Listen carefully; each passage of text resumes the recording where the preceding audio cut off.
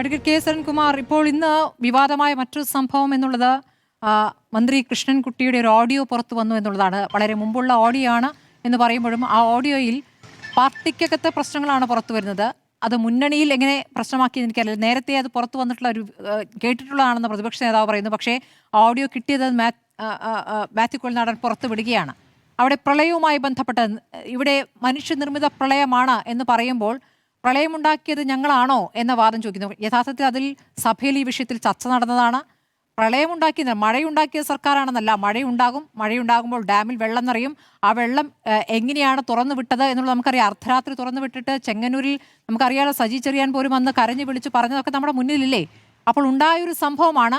പക്ഷെ അതിന് പിന്നിൽ അഴിമതിയുണ്ട് എന്ന ആരോപണം ഇപ്പോൾ പുറത്തു വരുമ്പോൾ അതൊരു AI ശബ്ദമാണ് എന്ന് അങ്ങ് കരുതുന്നുണ്ടോ അരുൺകുമാർ? ഞാൻ അതിലേക്ക് വരാം. ഈ ലോകം തന്നെ ഉറ്റുനോക്കുന്ന ഒരു തെരഞ്ഞെടുപ്പാണ് കേരളത്തിൻ്റെ നിയമസഭാ തെരഞ്ഞെടുപ്പ്. ആ തെരഞ്ഞെടുപ്പിൻ്റെ കലാശക്കൊട്ടിൻ്റെ അന്ന് വൈകുന്നേരം ഒരു രാഷ്ട്രീയ വിഷയങ്ങളും ചർച്ച ചെയ്യാൻ പറ്റാതെ കേരളത്തിലെ പ്രധാനപ്പെട്ട ഒരു മാധ്യമം ഇത്തരത്തിലുള്ള വിവാദങ്ങൾ, അതും സ്വയമായി സൃഷ്ടിച്ചെടുത്ത വിവാദം, എന്താ കോൺഗ്രസ്സുകാർ കൊണ്ടുവന്ന വിവാദം, അതിന് മറുപടി പറഞ്ഞതാണല്ലോ ചർച്ചയ്ക്ക് വിഷയം. ഇത്തരത്തിൽ ഒരു ദയനീയ അവസ്ഥ കേരളത്തിന്റെ രാഷ്ട്രീയ ചരിത്രത്തിൽ ഇതുവരെ ഉണ്ടായിട്ടില്ല എന്ന വിമർശനം ഞാൻ മുന്നോട്ട് വയ്ക്കുകയാണ്. മുഖ്യമന്ത്രിക്കെതിരെ പറഞ്ഞു, പറയാൻ പറ്റാത്ത കാര്യം ചിന്തിക്കാം, അത് ചിന്തിച്ചോട്ടെ, ജനം ചിന്തിച്ചോളും.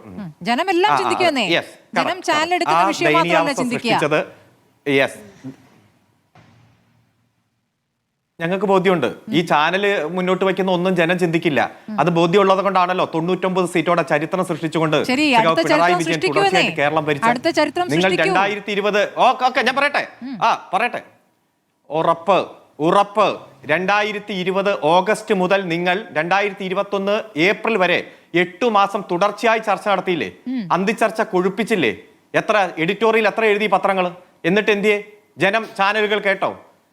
കാസർഗോഡ് MP പറയുന്നുണ്ട്, കോൺഗ്രസിന്റെ MP, നിങ്ങൾ ചാനലുകൾ എന്ന് പറഞ്ഞ് ഈ ഒന്നാമത് നിൽക്കുന്ന ചാനലിനെ അഭിസംബോധന ചെയ്തുകൊണ്ട് പറയുന്നുണ്ട്, സഖാവ് പിണറായി വിജയനെ നിങ്ങൾ എത്ര തെറി പറഞ്ഞു, എന്നിട്ട് നിങ്ങൾ പറയുന്നത് ജനം കേട്ടോ എന്ന് രാജ്മോഹൻ ഉണ്ണിത്താൻ പറയുന്ന വീഡിയോ ഞാൻ അയച്ചു തരാം.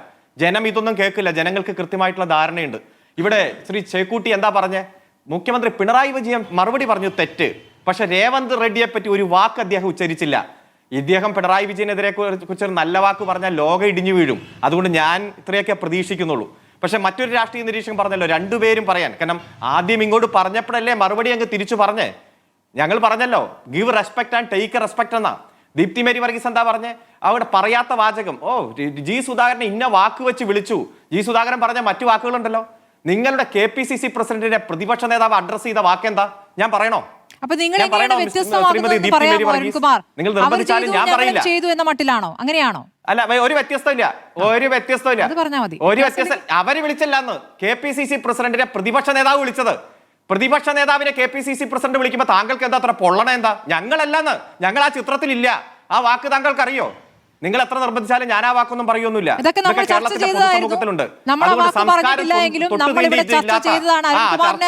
ചില കാര്യങ്ങളിൽ മറവി സംഭവിക്കുന്നെങ്കിൽ എനിക്കൊന്നും പറയാനില്ല. നമ്മൾ ചർച്ച ചെയ്തതാണ്, 2-3 ദിവസമൊക്കെ ചർച്ച ചെയ്തതാണ്.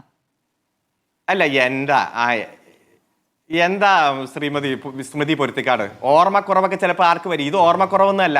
ആ വാക്കൊക്കെ വെച്ച് അഡ്രസ്സ് ചെയ്യുന്നത് ഞങ്ങളുടെ സംസ്കാരമാണ്. ഞങ്ങൾ സ്നേഹം വരുമ്പോഴും ദേഷ്യം വരുമ്പോഴും ഈ വാക്കൊക്കെ ഉപയോഗിക്കണേന്ന് പറഞ്ഞ ആരാ? താങ്കളൊക്കെ ഏറ്റവും ബഹുമാനിക്കുന്ന പ്രതിപക്ഷ നേതാവാ, കേരളത്തിന്റെ പ്രതിപക്ഷ നേതാവ്. ഞങ്ങൾ ദേഷ്യം വരുമ്പോഴും സന്തോഷം വരുമ്പോഴും ഈ വാക്കാ ഉപയോഗിക്കണത്. ഞാൻ പറയാനുള്ള വാക്ക്. ഇതൊക്കെ കോൺഗ്രസിന്റെ സംസ്കാരം. അതുകൊണ്ട് പുറത്തുനിന്ന് ഒരു മുഖ്യമന്ത്രി 2 വർഷമല്ലേ മുഖ്യമന്ത്രി ആയിട്ടുള്ളൂ. ഈ പിണറായി വിജയന് എന്തൊട്ടും പൂരിപ്പിച്ചോ, താങ്കൾ എന്തൊട്ടും പൂരിപ്പിച്ചോ, താങ്കളുടെ രീതി അനുസരിച്ച് പൂരിപ്പിച്ചോ. ഞങ്ങളിപ്പോ പൂരിപ്പിക്കാൻ പുറത്തുനിന്ന് ഒരു മുഖ്യമന്ത്രി ഇവിടെ വന്ന് കേരളത്തിന്റെ സംസ്കാരവും രീതി അനുസരിച്ച് എന്നാ ജനങ്ങളുടെ ഒരു രീതിക്കും കുഴപ്പമില്ല. ജനങ്ങൾക്ക് കുഴപ്പമില്ല. കുറെ നാളായില്ലോ, നിങ്ങൾ 10 കൊല്ലായില്ലേ ചർച്ച തുടങ്ങിയിട്ട്? അല്ല പിണറായി അല്ല ഒറ്റ അതെ, ഞങ്ങൾക്ക് ആധികാരികമായിട്ട് പറയാൻ പറ്റും. ഞങ്ങൾ ജനങ്ങളുടെ ഇടയിൽ പ്രവർത്തിക്കുന്ന, നിങ്ങൾ ചാനലിലെ AC റൂമിലിരുന്ന് പ്രവർത്തിക്കുന്നല്ലേ. ഞങ്ങളത് 10,000-കണക്കിന് ജനങ്ങളുടെ ഇടയിൽ ഈ കഴിഞ്ഞ 10 ദിവസമായിട്ട് തെരഞ്ഞെടുപ്പ് പ്രഖ്യാപിച്ചിട്ട് ഞങ്ങൾ കടന്നു തന്നെ. അതുകൊണ്ട് ഏത് വാക്കിട്ട് താങ്കൾ പൂരിപ്പിച്ചോ. കാരണം കുറെ നാളായി നിങ്ങൾ ഈ പിണറായി വിജയനെ അല്ല ഞാൻ പറയാം സഖാവ് പിണറായി വിജയനെ അങ്ങ് വേട്ടയാടി അങ്ങ് വെട്ടി നുറുക്കി കൊല്ലാൻ വേണ്ടി അങ്ങ് ഉപ്പ് തേച്ചങ്ങ് മുളകും ഉപ്പും തേക്കാൻ വേണ്ടി നിങ്ങൾ കുറെ നാളായിട്ട് നടക്കുന്നുണ്ട്. അതൊക്കെ കയ്യിലിരുന്നാൽ മതി. ജനങ്ങൾ തീരുമാനിക്കും. ജനങ്ങൾക്ക് കൃത്യമായിട്ട് തീരുമാനിക്കാനുള്ള ബോധ്യമുണ്ട്. തെരഞ്ഞെടുപ്പിന്റെ തലേ ദിവസം പോലും ഒരൊറ്റ രാഷ്ട്രീയ വിഷയം ചർച്ച ചെയ്യാൻ നിങ്ങൾ ഭയപ്പെടുന്നു, നിങ്ങൾ പേടിക്കുന്നു. നിങ്ങളുടെ പേടി കോൺഗ്രസിന്റെ പേടിയാണ്, നിങ്ങളുടെ പേടി ബിജെപിയുടെ പേടിയാണ്. ഇത്തരം ഒരു മറുപടിക്ക് തിരഞ്ഞെടുത്തത് രാഷ്ട്രീയ വിഷയം എന്താണ് ചർച്ച ചെയ്തുകൂടായിരുന്നു? രാഷ്ട്രീയ വിഷയം പറഞ്ഞുകൂടായിരുന്നു? രേവന്ത് റെഡ്ഡി പറഞ്ഞതുകൊണ്ട് രേവന്ത് റെഡ്ഡി പറയാൻ വേറെയും ഇഷ്ടം പോലെ വാചകങ്ങളും താങ്കൾക്ക് എന്താ അത്ര ബുദ്ധിമുട്ട്? അല്ലെ, എനിക്ക് ബുദ്ധിമുട്ടല്ല, എന്റെ ചോദ്യമാണ്. നീ പോ മോനെ വിജയ. അല്ല, നിങ്ങൾ പറഞ്ഞല്ലോ ചോദ്യത്തിനൊക്കെ ഒരു നിങ്ങളുടെ ചോദ്യത്തിന് ഉത്തരം പറഞ്ഞിട്ടേ പോകൂ. ഇത്രയും തിരക്കുള്ള ദിവസം 1 മണിക്കൂർ റിപ്പോർട്ടർ ചാനലിന്റെ ചർച്ചയ്ക്ക് വന്നിരുന്നെങ്കിലേ നിങ്ങളുടെ ചോദ്യത്തിന് മറുപടി പറയും. നീ പോ മോനെ വിജയൻ. നീ വിജയ നിന്റെ കാലാവധി കഴിഞ്ഞിരിക്കുന്നു. വിജയ നിന്റെ കാലാവധി കഴിഞ്ഞിരിക്കുന്നു എന്നൊരു പുറത്തുനിന്ന് ഒരാൾ വന്ന് പറഞ്ഞ ശരി സമ്മതിച്ചു എന്ന് പറയണോ? അതൊക്കെ അങ്ങ് പണ്ട് ചിലപ്പോൾ അങ്ങനെയൊക്കെ ഉണ്ടായിട്ടുണ്ടാവും. അതൊന്നുമല്ല, കൃത്യമായിട്ടുള്ള മറുപടി പറയും.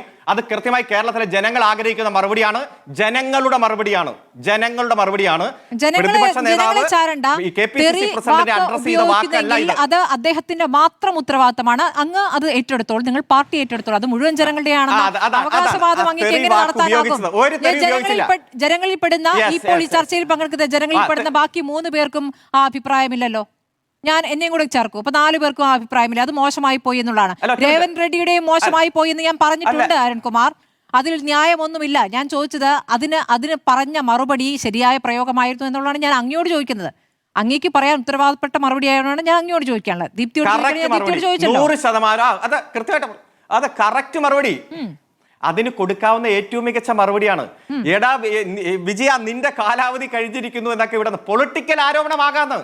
എന്താ ആരോപണമൊക്കെ ഇപ്പൊ എന്താ ദീപ്തി മേരി വർഗീസ് പറഞ്ഞ എന്താ? അങ്ങ് അവിടുത്തെ മുഖ്യമന്ത്രി അങ്ങ് തകർക്കുക. ആ മുഖ്യമന്ത്രിക്കെതിരെ ആരോപണം ഉന്നയിച്ചു. ഞങ്ങൾ ഉന്നയിച്ചു. എന്താ ഉന്നയിച്ചേ? സ്ത്രീകൾക്ക് മാസം 2500 രൂപ പെൻഷൻ കൊടുക്കുമെന്ന് അദ്ദേഹം പറഞ്ഞു. 2 കൊല്ലമായി കൊടുത്തോ? അതുപോലെ 1 ഏക്കർ 2000 രൂപ കൊടുക്കുന്നു പറഞ്ഞു, കൊടുത്തില്ല. അതുപോലെ പട്ടികജാതി പട്ടികവർഗത്തിന് 12 ലക്ഷം രൂപ കൊടുക്കുന്നു പറഞ്ഞു, കൊടുത്തില്ല. പ്രായപൂർത്തിയായ പെൺകുട്ടികളുടെ വിവാഹത്തിന് 1 ഗ്രാം സ്വർണം കൊടുക്കുന്നു പറഞ്ഞു, കൊടുത്തില്ല. പറഞ്ഞ 6 കാര്യവും ചെയ്തില്ല. അതുപോലെ തന്നെ റിട്ടയറായ ആളുകൾക്ക് 26 മാസത്തെ പെൻഷൻ കുടിശ്ശികണ്ടെന്ന് പറഞ്ഞത് സത്യമാണ്. ഈ സത്യം ഞങ്ങൾക്ക് പറയാനാ. ഒരാളെയും ഭയപ്പെടേണ്ട. ഇവിടെ ആ ചൂരൽമല മുണ്ടക്കൈയിലെ വീടിനെ കുറിച്ച് ചർച്ച ചെയ്യരുത്, പിരിച്ച പണത്തെ കുറിച്ച് ചർച്ച ചെയ്യരുത്, പറഞ്ഞ വാഗ്ദാനങ്ങളെ കുറിച്ച് ചർച്ച ചെയ്യരുത്, ഇട്ട കല്ലിനെ കുറിച്ച് ചർച്ച ചെയ്യരുത്. അത് ചർച്ച ചെയ്യാതിരിക്കാനായിട്ട് വിവാദങ്ങളും ഉയർത്തിക്കൊണ്ടിരിക്കും. അത്രേ ഉള്ളൂ. അതുകൊണ്ട് വളരെ മോശമായ സംസ്കാരം തീണ്ടാത്ത വാക്ക് ഇവിടെ വന്ന് പറഞ്ഞപ്പോ നരേന്ദ്രമോദി പ്രസംഗിച്ചിട്ടുണ്ട്. ഇവിടെ കഴിഞ്ഞ ദിവസം ഇവിടെ ശിവരാജ് സിംഗ് ചൗഹാൻ ഇവിടെ വന്നിട്ട് വർഗീയത പ്രസംഗിച്ചിട്ടുണ്ട്. ഇതിലൊന്നും തന്നെ നിങ്ങൾക്ക് ഒരു പരാതിയില്ല. നിങ്ങൾ ഈ തെലങ്കാന മുഖ്യമന്ത്രിക്ക് നേരെ പിടിച്ചിരിക്കുകയാണ്. ഇവിടെ വന്ന ഒരു സിനിമാ ഡയലോഗ് പറഞ്ഞു പോയി അയാളങ്ങ് പോട്ടെ എന്ന് കരുതാതെ അതിന് പിന്നാലെ ഈ രൂപത്തിലുള്ള മറുപടി കൊടുക്കുക. അങ്ങനെയാണെങ്കിൽ മറുപടി കൊടുക്കണമെന്നേ. മോദിക്ക് മറുപടി കൊടുക്കണം, ശിവരാജ് സിംഗ് ചൗഹാന് മറുപടി കൊടുക്കണം, ശോഭാ കരന്തലച്ചിക്ക് മറുപടി കൊടുക്കണം. ആ മറുപടി ഒന്നും കണ്ടില്ല. ആ മറുപടി ഇവിടെ കണ്ടിട്ടില്ല. പകരം ഇവിടെ മറ്റൊരു വർഗീയ പ്രസംഗം വിജയരാഘവന്റെ ഭാഗത്ത് വന്നിട്ടുണ്ട്. വിജയരാഘവൻ പ്രസംഗിച്ചത് ലീഗ് കൂടുതൽ മന്ത്രിസ്ഥാനം ആവശ്യപ്പെടുന്നത്, അങ്ങനെ ആവശ്യപ്പെട്ടാൽ ഇവിടുത്തെ സാമൂഹ്യ ജീവിതത്തിന് കേട്ടുകേൾവിയില്ലാത്ത വിധത്തിലാകും എന്നാണ് പറയുന്നത്. അതായത് മുൻപ് മന്ത്രിസ്ഥാനം ആവശ്യപ്പെട്ടത് ഇവിടെ ഉപമുഖ്യമന്ത്രി സ്ഥാനം ഞങ്ങൾ ആവശ്യപ്പെടില്ല എന്ന് പറഞ്ഞതാണ് വിവാദമാക്കുന്ന. ആലോചിക്കണം. ഇവിടെ കൂടുതൽ മന്ത്രിസ്ഥാനം ലീഗ് ആവശ്യപ്പെട്ടാൽ ഇവിടെ എന്തോ സാമൂഹ്യ സ്ഥിതിക്ക് മാറ്റം വരുമത്രേ. അപ്പോൾ ഇത് ആരെ ഉദ്ദേശിച്ചിട്ടാണ്, എന്ത് കുത്തിത്തിരിപ്പാണ് ആ പ്രയോഗത്തിൽ ഉദ്ദേശിക്കുന്നത്? നേരത്തെ വിജയരാഘവൻ ഇത് നടത്തിയിട്ടുണ്ട്, മറക്കണ്ട. മലപ്പുറത്ത് എന്ന് പ്രസംഗിച്ച് നമ്മുടെ മുന്നിലുണ്ട്. മലപ്പുറത്ത് എന്താണ് പ്രസംഗിച്ചത് നമ്മുടെ ഓർമ്മയിലുണ്ട്. അപ്പോൾ കേരളത്തിൽ സാമൂഹ്യ ജീവിതത്തിന് മാറ്റമുണ്ടാക്കും ലീഗ് കൂടുതൽ മന്ത്രിസ്ഥാനം ആവശ്യപ്പെട്ടാൽ എന്ന് പ്രസംഗിക്കുന്നത് അത് ആരുടെ പ്രയോഗങ്ങളുമായി ചേർന്ന് പോകുന്നതാണ് ശ്രീ അരുൺകുമാർ? ഞാൻ അതിലേക്ക് വരാം. ഒറ്റ കാര്യം, ഞാൻ താങ്കൾക്ക് ഒരു വീഡിയോ അയച്ചിട്ടുണ്ട്. ആ വീഡിയോ കവിതയുടെ നേതാവ് കവിത പറഞ്ഞതല്ലേ? ശരി, ആ കവിതയുടെ അച്ഛനുമായിട്ടാണ് നേരത്തെ സഖ്യമുണ്ടാക്കാൻ അദ്ദേഹം ശ്രമിച്ചത്. അതിനെക്കുറിച്ച് ഞാൻ നേരത്തെ പരാമർശിച്ചല്ലോ.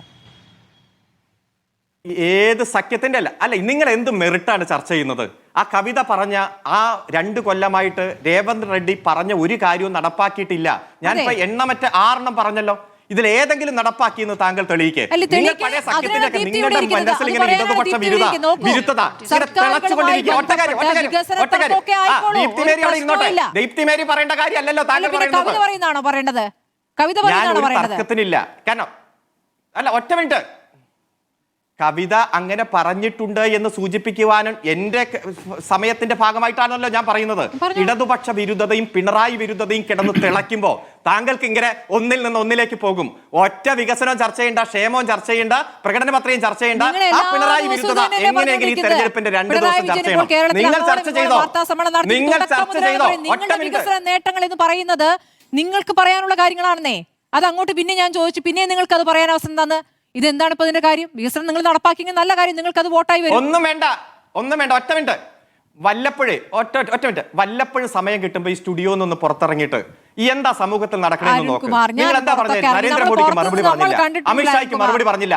ഒന്ന് നോക്ക്, 14 ജില്ലയിലും, ഒറ്റ മിനിറ്റ്, ഈ ചർച്ചയിൽ തുടരാൻ കഴിയില്ല. നിങ്ങൾക്ക് പിണറായി വിരുദ്ധത തലയ്ക്ക് പിടിച്ച ഒരു പ്രത്യേക മാനസികാവസ്ഥയിലായി. ഒറ്റ കാര്യം ഞാൻ പറഞ്ഞ് അവസാനിപ്പിക്കാം. ഞാൻ ചർച്ചയിൽ തന്നെ ഇറങ്ങിയേക്കാം. ഒറ്റ കാര്യം ശ്രദ്ധിച്ച് കേൾക്കുക. നരേന്ദ്രമോദി കേരളത്തിൽ വന്ന് പറഞ്ഞ എല്ലാ വിരുദ്ധ കാര്യങ്ങൾക്കും കൃത്യമായിട്ടുള്ള മറുപടി ഞങ്ങൾ പറഞ്ഞിട്ടുണ്ട്. അമിത്ഷാ എന്റെ നാട്ടിൽ, ഞാൻ ഈ തെരഞ്ഞെടുപ്പ് പ്രവർത്തനത്തിന്റെ ഭാഗമായി കേന്ദ്രീകരിക്കുന്ന കുന്നത്ത് നാട്ടിൽ വന്ന് നിരവധി വർഗീയ പരാമർശങ്ങൾ നടത്തി. പിറ്റേ ദിവസം തന്നെ ഇടതുപക്ഷത്തിന്റെ നേതാക്കന്മാർ അവിടെ കൃത്യമായി നമ്മുടെ വൃന്ദ കാരാട്ട് വന്ന് മറുപടി പറഞ്ഞു. ഈ കേരളത്തിന്റെ തെരുവീതികളിൽ ആരൊക്കെ ഈ കേരളത്തിന്റെ സംസ്കാരത്തിനെതിരെ, വികസനത്തിനെതിരെ, ക്ഷേമത്തിനെതിരെ, വർഗീയ അജണ്ടയുടെ ഭാഗമായി മതനിരപേക്ഷ കാഴ്ചപ്പാടിനെതിരെ സംസാരിച്ചിട്ടുണ്ടോ? കൃത്യമായി ഉരുളയ്ക്ക് ഉപ്പേരി എന്ന രൂപത്തിൽ മറുപടി പറഞ്ഞിട്ടുണ്ട്. ഒരു ദിവസം 5 പൊതുയോഗങ്ങളിൽ കഴിഞ്ഞ 14 ദിവസമായി കേരളത്തിന്റെ മുഖ്യമന്ത്രി 70 പൊതുയോഗങ്ങളിലാണ് 14 ജില്ലയിൽ പങ്കെടുത്തത്. അത്തരത്തിൽ പങ്കെടുത്ത ഒരു നേതാവിനെ UDF-ന്റെ ഭാഗത്തുനിന്ന് കാണിച്ചു തരാമോ? ഈ പറവൂർ മണ്ഡലത്തിൽ നിന്ന് എത്ര ദിവസം ഈ സാക്ഷാൽ VD സതീശൻ പുറത്തുപോയി? അതുപോലെ തന്നെ ഈ ഇപ്പോഴത്തെ KPCC പ്രസിഡന്റ് മത്സരിക്കുന്ന മണ്ഡലത്തിൽ നിന്ന് എത്ര ദിവസം പുറത്തുപോയി? ഒരാളും പോയിട്ടില്ല. അത്തരത്തിൽ വികസനത്തിന്റെയും ക്ഷേമത്തിന്റെയും ഐശ്വര്യത്തിന്റെയും സമൃദ്ധിയുടെയും രാഷ്ട്രീയം ചർച്ച ചെയ്യുന്ന ഇടതുപക്ഷത്തെ വിമർശിക്കാൻ വേണ്ടി നിങ്ങൾ അത് പറഞ്ഞോ ഇത് പറഞ്ഞോ എന്ന് പറയുന്നത് നിങ്ങൾ ഉറക്കം നടിക്കുകയാണ്. അതിന് മറുപടിയില്ല. അടുത്ത ചോദ്യത്തിന് കൂടി മറുപടി പറയൂ, അതിനുശേഷം ദീപ്തിയിലേക്ക് പോകാം. ഞാൻ ചോദിച്ച കൃഷ്ണൻകുട്ടിയുടെ ഓഡിയോ ഇവിടെ കോടതിയിൽ പോയി വാദിച്ച്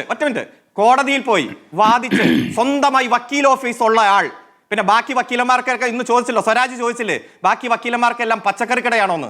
സ്വന്തമായി വക്കീൽ ഓഫീസുള്ള ആൾ വാദിച്ച് കോടതി നിഷ്കരണം തള്ളി. നിങ്ങൾക്കറിയോ 15 കേസാ തള്ളിയത്. അങ്ങ് തോട്ടപ്പള്ളി മുതൽ തുടങ്ങിയ ഞാൻ സമയം കിട്ടിയാ പറയാം 15 കഴിഞ്ഞ ഒരാഴ്ച. ഓരോ ഓഡിയോ ഇല്ല, കള്ളത്തരം, ഒരു കള്ളത്തരം ഇല്ല. മാത്യു കുഴൽനാടനാണ് ഇതിലും വലിയ ഓഡിയോ കൊണ്ടുവരും. അതായത് താങ്കൾ തെളിയിക്ക്. മാത്യു കുഴൽനാടനാണ് സുപ്രീം കോടതി രേഖ ചോദിച്ചപ്പോ ഫയൽ മേടിച്ച് കക്ഷത്തിൽ വെച്ച് ഓടി രക്ഷപ്പെട്ടിട്ട് 3 മാസമായി. ഇനി മിണ്ടിയ 10 ലക്ഷം രൂപ തനിക്ക് ഫൈൻ ഇടുമെന്ന് പറഞ്ഞപ്പോ പിന്നെ കോടതിയുടെ എഴുതി കാണിക്കുമ്പോ പേടിച്ച് ഭയപ്പെടുന്ന മാത്യു കുഴൽനാടനാ. അതുകൊണ്ട് കുഴൽനാടൻ മൂവാറ്റുപുഴയിൽ തോൽവിയുടെ പക്കത്ത് നിൽക്കുമ്പോ പലതും കൊണ്ടുവരും. അത് ഒരു അർഹിക്കുന്ന അവജ്ഞയോടെ തള്ളിക്കളയും. ശരി, മൂവാറ്റുപുഴയിൽ തോക്കാൻ പോകുന്നതുകൊണ്ടാണ് ഇപ്പോൾ ഈ ഓഡിയോ പുറത്തുവിട്ടത്.